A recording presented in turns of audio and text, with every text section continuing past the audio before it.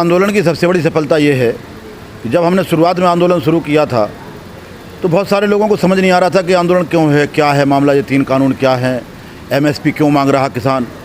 सरकार भी पूरा प्रोपेगेंडा कर रही थी कि कहीं खालिस्तानी है, कहीं फलाना है, बहुत सारे आरोप लगा रही थी।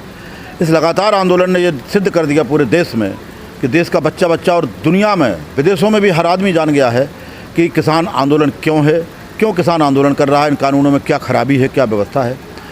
दुनिया जाने न जाने, लेकिन सरकार भी जान गई है कि इन किसानों में क्या मांग है जो 3 कानून वापसी की, इसमें क्या क्या खराबी है। तभी तो ये 12 संशोधन करने को तैयार हो गए हैं। तो ये हमारी सफलता है, किसानों का ये बड़ी सफलता है कि देश में इस आंदोलन की स्वीकार्यता बढ़ी है, देश में इस आंदोलन के प्रति लोगों की हमदर्दी बढ़ी है और सरकार की कमजोरियाँ उजागर हुई हैं। तो हमारी ये सफलता है। लेकिन सर 11 दौर की वार्ता के बाद में सरकार ने कोई आपको न्योता नहीं दिया है बात करने के लिए? कोई बात नहीं है, सब जब सरकार बुलाएगी तब बात कर लेंगे। बुलाना सरकार को है, वार्ता सरकार को करना है। हम वार्ता के लिए तैयार बैठे हैं। किसान हमेशा वार्ता के लिए तैयार है। जब सरकार को लगे कि अब वार्ता करना जरूरी है तब वार्ता कर ले, हमें कोई जल्दी नहीं। लेकिन किसान कहते थे कि जब 5 राज्यों में चुनाव चल रहे थे, बंगाल में और असम में और राज्यों में, कहते थे कि 2 मई के बाद सरकार दिल्ली आ जाएगी, असम से, बंगाल से, तो किसानों से वार्ता करेगी, इसके अलावा कोई बड़ा एक्शन लिया जाएगा किसानों के द्वारा। लेकिन आज जो है 14 तारीख हो गई है, कुछ एक्शन नहीं हुआ है, ना किसानों की तरफ से ना सरकार की तरफ से। जी बिल्कुल, ये सरकार की तरफ से ही संकेत थे, मीडिया के माध्यम से पता चल रहा था कि 2 मई के बाद सरकार कुछ बड़ा करेगी। हमें भी इंतज़ार था और वास्तविकता है कि 2 मई तक के पहले तक सरकार थी नहीं दिल्ली में, जो बंगाल, आसाम और सारे प्रांतों में चली गई थी जहाँ वो चुनाव था। सर आप लोग 6 महीने का टारगेट लेकर आए थे पहले कि हम 6 महीने का राशन लाएँ। 6 महीने से आंदोलन को होने वाले हैं, अब आगे की क्या रणनीति है आप लोगों की? देखिए, 6 महीने का राशन का मतलब ये था कि जब हम नवंबर में यहाँ आए हैं तो हमारी फसल आ जाती 6 महीने में, तो हमने कहा हम 6 महीने का राशन लेकर के आए हैं। अब मेरी फसल फिर आ गई है, गेहूँ आ गया, चावल आ गया, दाल आ गई, तेल आ गया, सब कुछ आ गया घरों में। तो अब फिर 6 महीने का आ जाएगा। राशन की कोई दिक्कत नहीं, हम 130 करोड़ जनता का पेट भरने वाले लोग हैं। 6 महीने का राशन हो या 1 साल का राशन हो, जहाँ हम देश को भूखा नहीं मरने देना चाहते हैं। एक समय था जब 43 करोड़ जनता आबादी थी देश की, तब देश भूखों मरता था। आज 130 करोड़ जनता है, फिर भी देश भूखों नहीं मर रहा। ये तो किसानों की दम पर तो है, सरकार की दम पर थोड़ी है। कि आपको उम्मीद थी कि 6 महीने मान जाएगी सरकार ज़्यादा से ज़्यादा, लेकिन मानी नहीं। हाँ, ये उम्मीद थी कि सरकार संवेदनशील है, सरकार अच्छी सोच वाली है, सरकार किसानों का, खेती का, कृषि का महत्व समझती है, सरकार एग्रीकल्चर सेक्टर का महत्व, इस अर्थव्यवस्था में योगदान को समझती है। तो हम समझते थे कि सरकार बात मानेगी, लेकिन सरकार को ऐसा लगा कि हिंदुस्तान के किसान को, हिंदुस्तान के एग्रीकल्चर सेक्टर को इग्नोर करके भी हम देश चला सकते हैं। तो उस प्रयास में सरकार लगी है, हम इस प्रयास में लगे हैं कि ये कृषि प्रधान देश है, इसको किसान को प्रधानता देना पड़ेगी, कृषि को प्रधानता देना पड़ेगी। उद्योगों को और उद्योगपतियों को प्रधान बना करके इस देश को नहीं चलाया जा सकता है। हम ये सरकार जो रास्ता भटक गई है, खेती और किसान के रास्ते से भटक करके उद्योगपतियों के रास्ते पे चले गई है, ये आंदोलन उस रास्ते से भटके हुए सरकार को खेती और किसान के रास्ते पे ला करके छोड़ेगी। तब तक ये आंदोलन जारी रहेगा। सर आप पहले दिन से हम देख रहे हैं आपको, हम मीडिया से बात कर रहे हैं, हर बात जो भी कोई होती है उसमें आप शामिल रहते हैं। कमी कहाँ रहेगी, फेलियर कहाँ हुआ सरकार से, किसानों से, जो बात नहीं बन पा रही है? देखिए, इसमें सर किसानों का फेल्योर नहीं है। किसान अपने पूरे शांतिपूर्वक जज्बे के साथ आराम से किसान यहाँ बॉर्डरों पर बैठा हुआ है, शांतिपूर्वक बैठा है और शांतिपूर्वक आंदोलन करने का हमें संविधान अधिकार देता है। फेल्योर सरकार का है, बात सरकार को करना चाहिए। हमारे द्वारा चुनी हुई सरकार है, देश के एक किसान से द्वारा चुनी हुई सरकार है। जिनके द्वारा सरकार बनाएगी किसान, सरकार उन्हीं की नहीं सुनेगी। ये कहाँ का नैतिकता है, कहाँ का न्याय है? ये सरकार का फेल्योर है, किसानों का फेल्योर नहीं। नहीं सर, आप गाजीपुर बॉर्डर पर पहले दिन सर हर चीज़ पर आपकी नज़र है, हर एक्टिविटी पर आपकी नज़र है। सबसे ज़्यादा समय आपने यहाँ बॉर्डर पर बिताया, जितने भी नेता आए, तो कहीं ना कहीं तो कोई कमी रही होगी ना सर, जो सरकार नहीं झुक पाई आप लोगों से, आप लोगों का दबाव नहीं बन पाया। देखिए, हम लोग किसी को झुकाने के लिए, किसी को दबाने के लिए, किसी के को गलत सिद्ध करने के लिए नहीं आए थे।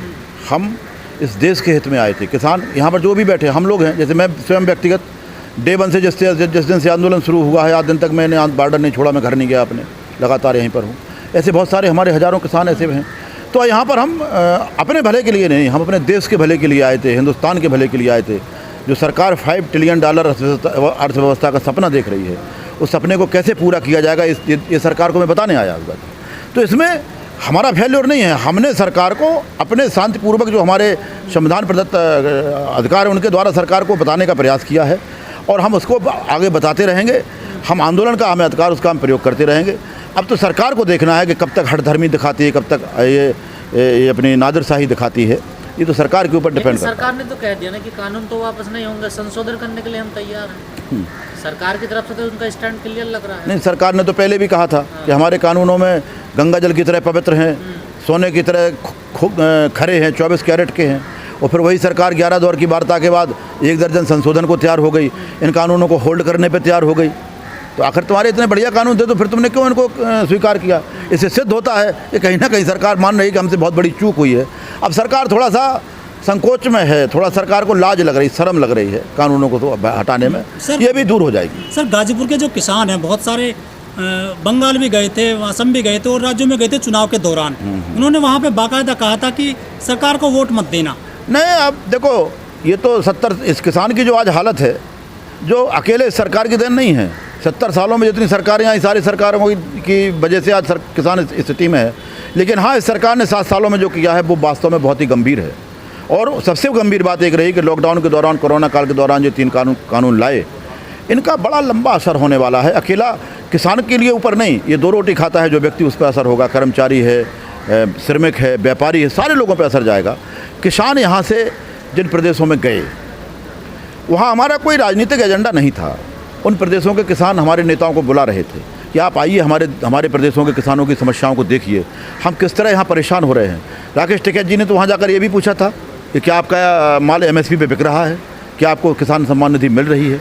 हमारा किसी सरकार के किसी को उसके खिलाफ एजेंडा नहीं था। लेकिन इतना ज़रूर है कि जिस पार्टी की सरकार की वजह से किसान आज इतना परेशान है, देश परेशान है, तो इतना तो कहना पड़ेगा कि आप लोग फैसला करें कि किसको वोट देने में आपका लाभ है। और वहाँ के लोगों ने ये करके दिखाया, उनको समझ में आया कि जिसकी वजह से किसान परेशान है उनको सरकार में नहीं रहना चाहिए।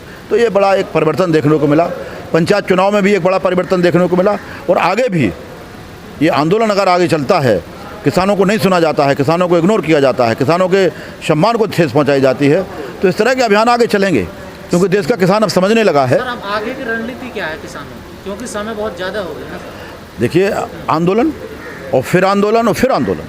हमारे पास एक ही है कि हम शांतिपूर्वक आंदोलन करेंगे। इस आंदोलन नतीजा तो नहीं निकल रहा है? निकलेगा, नतीजा निकलेगा। ऐसा कोई आंदोलन आज तक नहीं हुआ जिसका कोई नतीजा न निकला हो। हमें अंग्रेज़ों को से लड़ाई लड़ने में 100 साल लगे थे, तो हम धैर्य के साथ अपनी लड़ाई लड़ेंगे, संयम के साथ लड़ाई लड़ेंगे। हमें भरोसा है कि सरकार मानेगी। ये तो लोकतंत्र में चुनी हुई सरकार है ना सर जी, ये अंग्रेज थोड़ा ही है सर, ये तो लोकतंत्र में चुनी हुई सरकार है और आप ही जनता ने चुनी है सरकार। नहीं, तो मैं यही बिल्कुल ये हमारे द्वारा चुनी हुई सरकार है, इसीलिए हमारा क्लेम ज़्यादा इसके ऊपर बनता है। जो निर्माता होता है उसका क्लेम ज़्यादा बनता है, हमारा क्लेम ज़्यादा है सरकार पर। हम कोई राजनीतिक लोग नहीं हैं, हम किसी को सत्ता से बाहर बेदखल करके किसी को सत्ता में बैठाने के लिए नहीं आए थे। हम इस देश की आर्थिक स्थिति मजबूत करने के लिए आए थे, इस किसान की आर्थिक स्थिति मजबूत करने के लिए आए थे। और हम उस प्रयास में हमेशा अपना प्रयास जारी रखेंगे और जब तक हमें सफलता नहीं मिलेगी तब तक हम यहाँ पर डटे रहेंगे। सर, आखिरी कमेंट, जो टीकरी बॉर्डर पर घटना जैसी खबरें आ रही हैं उस पर क्या कहना है? बिल्कुल अफसोसजनक घटना है। वो लड़की यहाँ किसान आंदोलन में नहीं आई थी, वो आंदोलन देखने के लिए अपने कुछ साथियों के साथ यहाँ पर आई थी।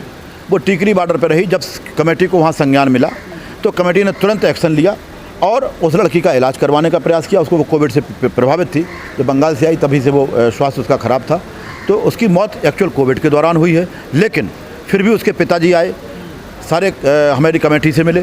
कमेटी ने कहा कि हम आपके साथ खड़े हैं, आप कानूनी कार्रवाई करना चाहते हैं तो हम साथ खड़े हैं। हमारे कमेटी के लोगों ने ही उसकी FIR दर्ज कराई है। हमारे कमेटी के लोग ही, जब उसने कहा कि हम बंगाल से यहाँ कैसे लड़ाई लड़ पाएंगे, कैसे क्या करेंगे, तो हमारे नेताओं ने कहा कि हम आपके साथ हैं, आप चिंता न करें, आप अकेले नहीं हैं, हम आपको न्याय दिलाएंगे। और मजबूती के साथ ये किसान आंदोलन उस बेटी के पिता के साथ खड़ा है। जो दोषी हैं उनको सख्त से सख्त हम लोग दंड दिलाने का काम करेंगे। बिल्कुल से आंदोलन से, उस घटना से कोई संबंध नहीं है। कुछ ऐसे लोग थे जो असामाजिक तत्व थे जिन्होंने इस आंदोलन का फ़ायदा उठाने का प्रयास किया है। लेकिन हम लोग बिल्कुल दृढ़ संकल्पित हैं, कानूनी कार्रवाई में उसके पिता के साथ हैं। और पिता भी हम लोगों की कमेटी के जो नेता हैं उनके जो सहयोग किया जा रहा है उससे पूरी तरह संतुष्ट है।